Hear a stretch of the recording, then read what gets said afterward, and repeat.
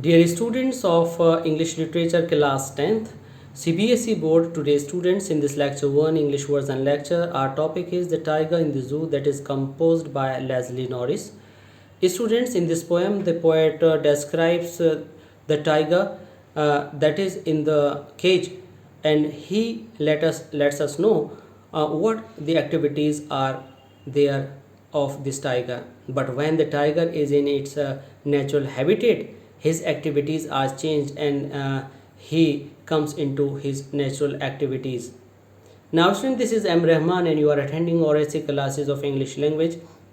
Please to continue your syllabus and to go through all the syllabus.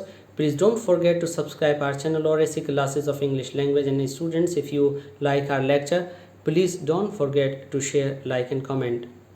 Students, before we go through this poem, let's take some pieces of information about the poet. George Leslie Norris was a prize-winning Welsh poet and a short story writer. He taught at academic institutions. Students in Britain and the United States, including Brigham Young University. Norris is considered one of the most important Welsh writers of the post-war period. His literary publications have won many prizes. Students, he was not only a writer, but he was also a teacher and headmaster. Now let's begin with the first stanza of this poem. Students, the tiger in the zoo. In the first stanza, the poet describes the tiger that is in the cage. Students, when the tiger is in the cage, the poet describes how he stalks, how he walks in the cage. He stalks in his vivid stripes. Students, vivid means clear. You can say bright stripes means the texture of the color and pattern of the stripes on his body. And with that color and with that texture, he takes short steps in the accommodation. He takes short steps in the cage. Short steps means the few steps of his cage, because there is not a long place. That's why the few steps are described here.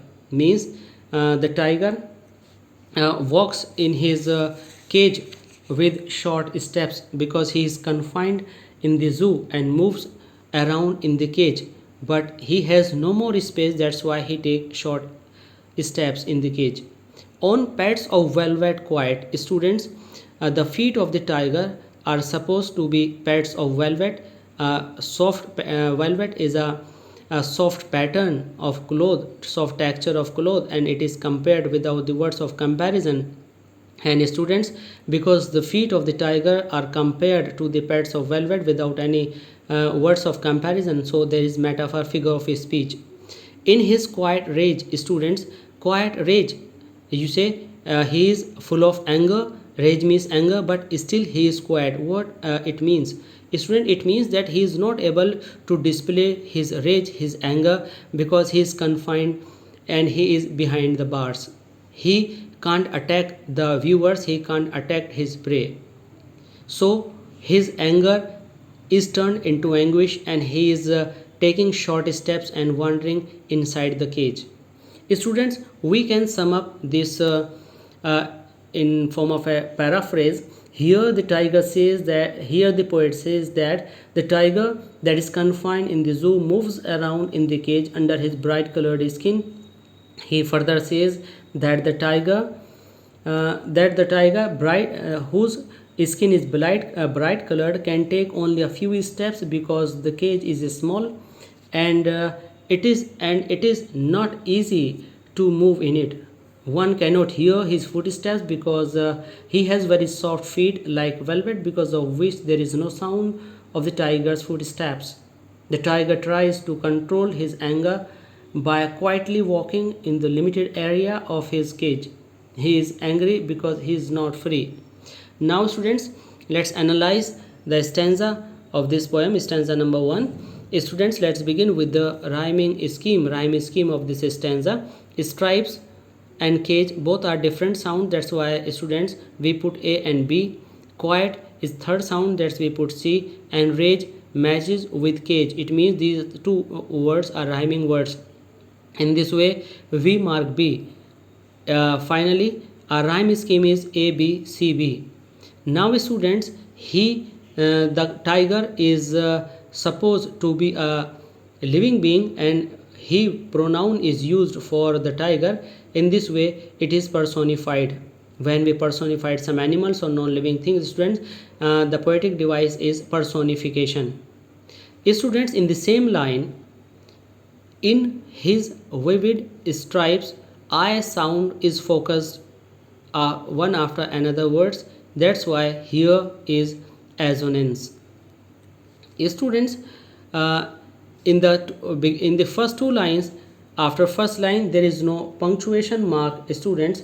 That's why here is enjambment. Enjambment poetic device is used when there is no punctuation mark between two or different lines. Students, pads of velvet, as I have already told you, metaphor figure of speech is used in this line because pads of velvet, it means the feet of the tiger are compared to the pads of velvet without any words of comparison. Students, now let's begin with the second stanza. He should be lurking in a shadow. In this stanza, students, I would like to tell you that the poet is describing the tiger that is in its natural habitat. Now the poet is thinking, if the tiger in its natural habitat, how it reacts, how it acts. Now let's understand. He should be lurking in a shadow. Suppose if the tiger had been free, he would have been lurking, he would have been chasing slowly and stealthily his prey, and it should like a shadow moving slowly, sliding through the long grass, and definitely he would have been behind the long grass so that it might have remained invisible and he could attack the prey. And where this would have been, this tiger would have been near the water hole. Water hole means some water body where other animals come to drink water, and so that he might prey and attack them. Where plum trees, where plum means hefty means fat, deer pass. It means this tiger, if this tiger had been in the dense forest in his natural habitat, definitely he would be moving slowly and chasing his prey, and sliding through the long grass means he would be walking and taking stances to attack his prey. And this would have happened near the water hole where so many animals and fat deer come there, so that he may attack them, and he might make them its own food. Now students, let's see the paraphrase of this stanza so that you may understand everything properly. The poet says that if the tiger was free, if the tiger had been free, he would have hid himself behind the long grass near the water bodies, so that he might easily catch a deer in order to have it as its food. Basically, the poet wants to say that actual life of a tiger is to live in a jungle where he could catch his prey and eat, but the tiger in the cage can't do so. That's why he was described in his quiet rage in the first stanza. Now students, let's see let's get the analytical knowledge of this stanza. Let's begin with the let's begin with the rhyme scheme. Shadow, a different word. Grass doesn't match, that's why A and B. And hole, C, and pass means grass and pass. These two words rhyme together, that's why they are given B and B. And in this way, our rhyming is a B, C, B. Student, the tiger is personified here. That's why personification is used in this line. And students, the poet is creating a picture of the forest and the acts of the tiger to leap on the prey. That's why there is an image through these words on our mind, that is called there is imagery. Students, third is there is no punctuation mark after first line up to the third. That's why there is enjambment. Enjambment is a literary device in which we don't use any punctuation mark after anywhere any punctuation mark we don't use, that is enjambment. Students, in the line 4th, where plum tree deer pass, p and p, the consonant sounds are being repeated, that's why alliteration figure of speech is used here beautifully. Now students, let's study the third stanza of this poem, The Tiger in the Zoo. Now the poet is again describing the tiger who is out of the cage, means who is in its natural habitat. He should be snarling around houses. Students, snarling, if the tiger had been out of the cage, definitely it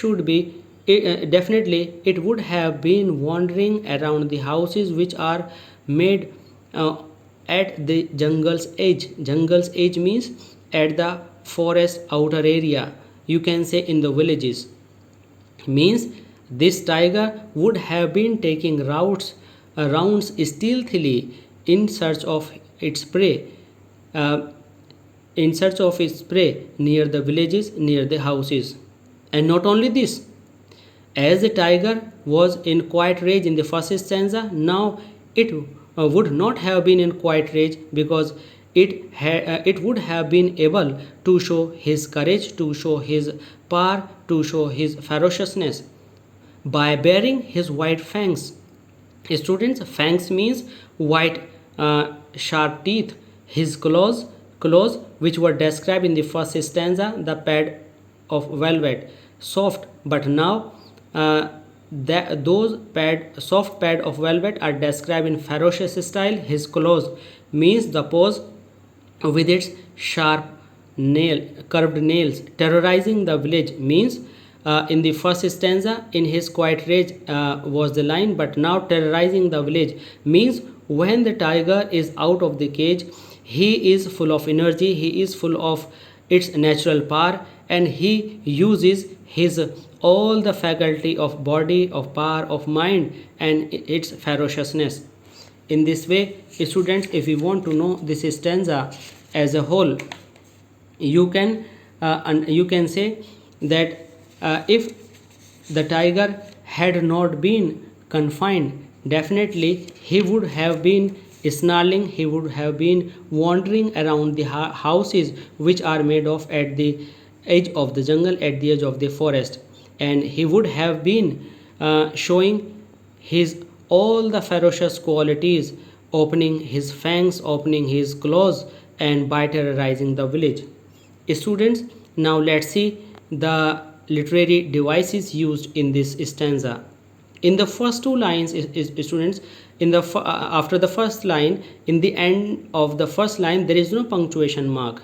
You know what literary device will there be? Definitely enjambment literary device will be used in these two lines, in these two first lines. And students, in the first line, he means tiger. Tiger is compared to the human being, and we use pronoun he. That's why here is personification, a literary device. And the sound around houses should around houses, o sound is focused and is being repeated. That's why assonance literary device is also there. Other than this, students, snarling is a growling sound. Snarling is a sound of ferociousness of the tiger. That's why onomatopoeia is a figure of speech used in it, because with the snarling sound, with the gurgling sound, it walks around the houses. Now students, let's see in the third line, baring his white fangs, his claws, means students, s, the sound of consonant s is repeated one after another. That's why consonants literary device is used here beautifully. Students, at last we would like to see the rhyme scheme. Houses, edge, close, village. Students, edge and village matches together. That's why this is the rhyming of B and B, I mean edge and village. In this way, the rhyme scheme of the stanza third is B, C, B. Students, I hope you have gone through this stanza very well, and you have observed everything taught by me. Student, we will continue this poem in our next lecture. Please don't forget to observe that lecture to understand that lecture, and in this way you will complete your poem in our lecture 2. Please don't forget to subscribe our channel Oracy Classes of English Language, and if you like our lectures and if you want to continue with us, please don't forget to like, share and comment to us. Thanks.